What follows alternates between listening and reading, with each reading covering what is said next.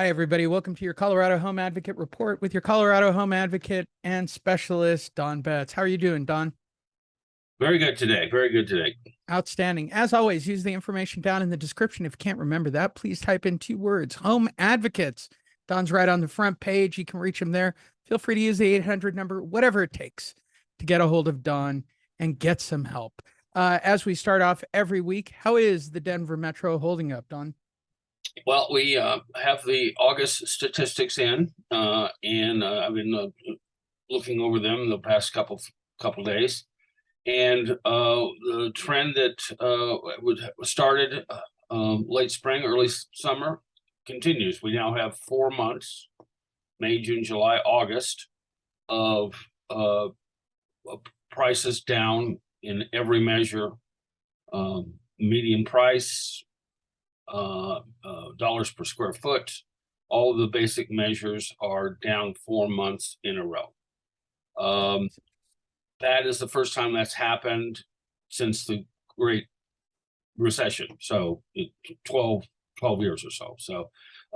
So we were definitely coming down off of the peak market in sales that was in March, April timeframe. So Well, the interesting part is that Denver is now getting national recognition as being earmarked as one of the markets that's starting to take the impact. And based on the numbers you're talking about, it seems that way. Do people get or understand what's happening to them right now? they are starting to. Okay, it's taken a little while, and we're still seeing those crazy sales that occurred in March and April, where people were buying homes and offering 5%, 10% over list. So those closings, still show up in any kind of a market analysis that you're doing, and so the sellers and agents look at those closings back then and are they get factored in. The numbers are the numbers. So if you look at the current market of what's sold, and you look at what's on the market that's been on the market for a long time, you'll see this moderation in prices. One thing that I noticed just in the stats here in the last month, in the August closings, what was it? It was about 45% of the closings in the Denver Metro in August had a concession, and that average concession was $5,500. So not only are we seeing the prices moderate, but sellers are realizing they have to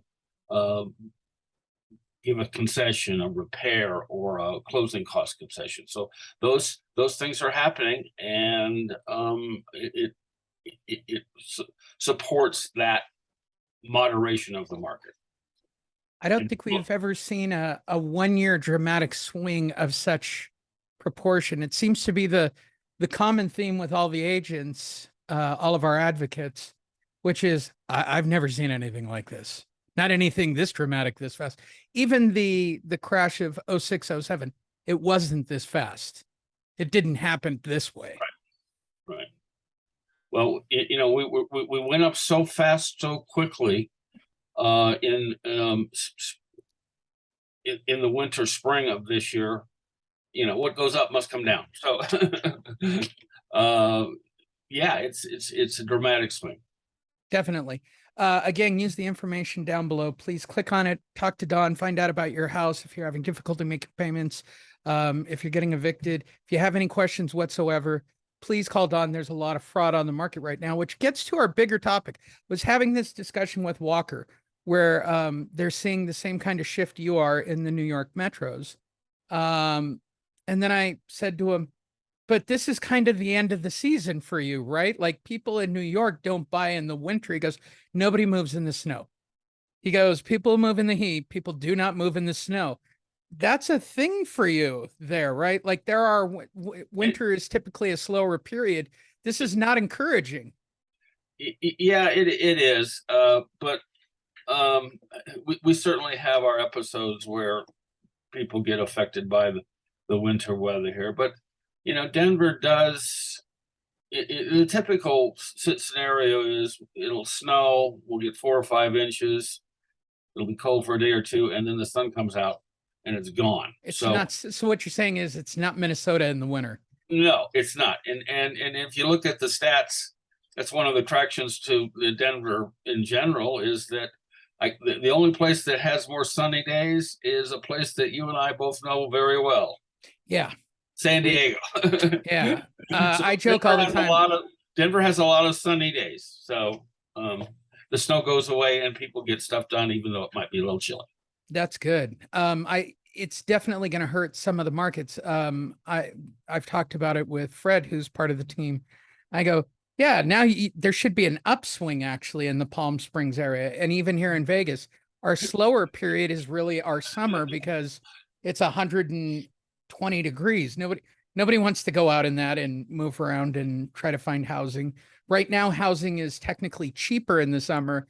And as we go into the fall and the winter months, the prices, I could see it's a reverse market is really what it looks like to me. The only place I don't understand is still South Florida, where days on market are going up, inventory is going up, and the prices are still going up. That's the only place I do not understand why gravity's not affecting that one particular area. But the rest of it, it's almost like we're looking at inverse actions in the market where this normally would be happening. Summer would be the accelerant point for Denver, San Diego, places like that. They're seeing a decline. And when I think it actually cools off and goes into the fall months with people coming up with creative financing terms, more inventory, we'll see more activity. Now, I don't know if that means higher home prices, but it certainly would mean a little more stability to the market. Agreed.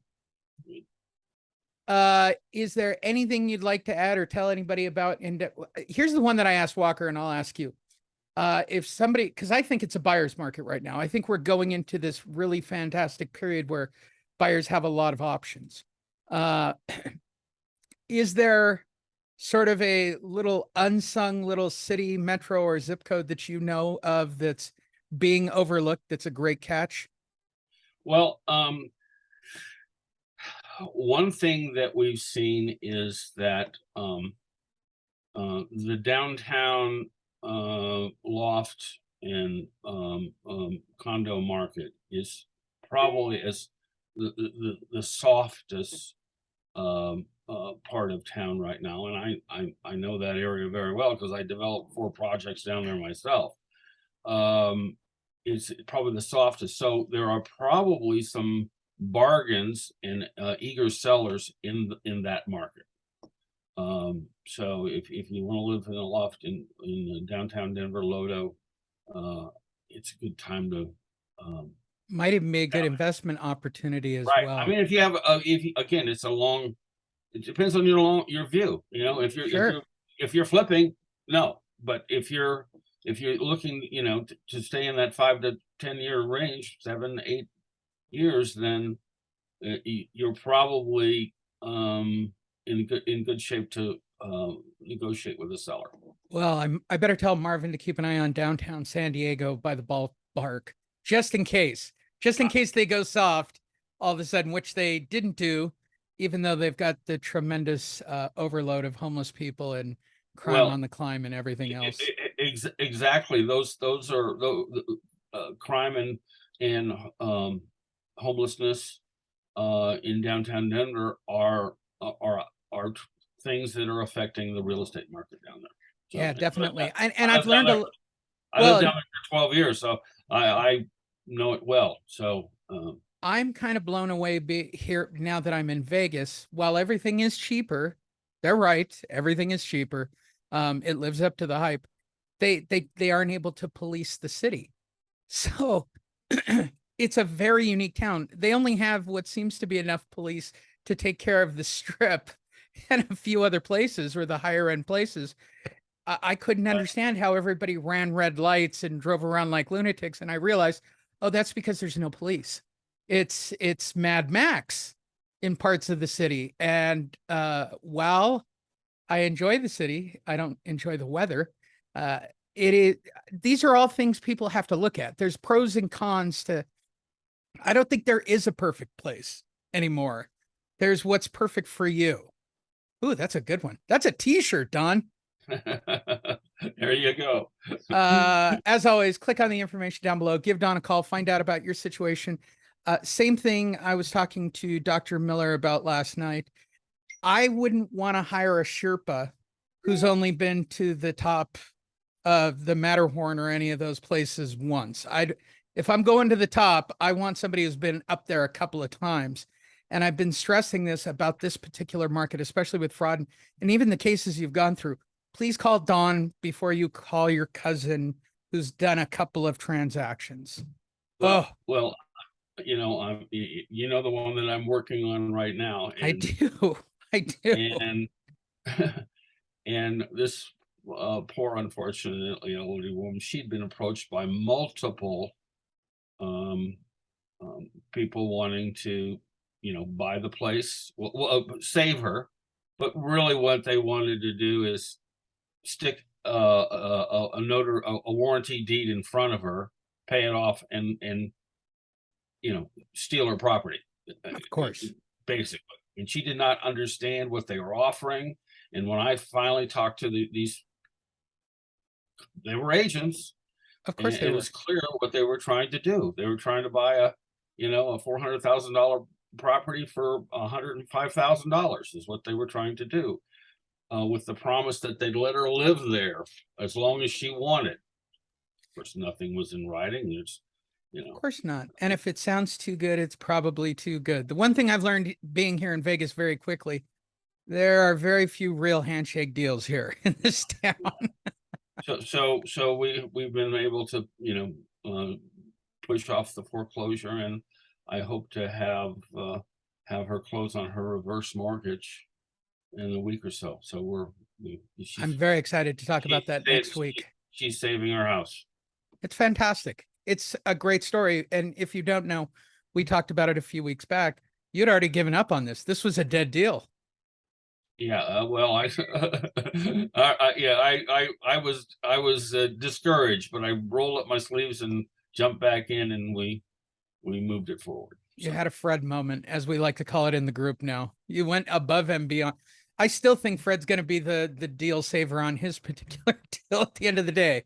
When he finds out those offers are all bad, they're going to call Fred. And he'll probably do something and probably fix it because you guys all have very kind hearts. All of the advocates do. Can't stress it enough. Just Google Home Advocates. You can find Don's information. He covers all of Colorado. If he can't handle it directly, he will get you to somebody who will handle it correctly.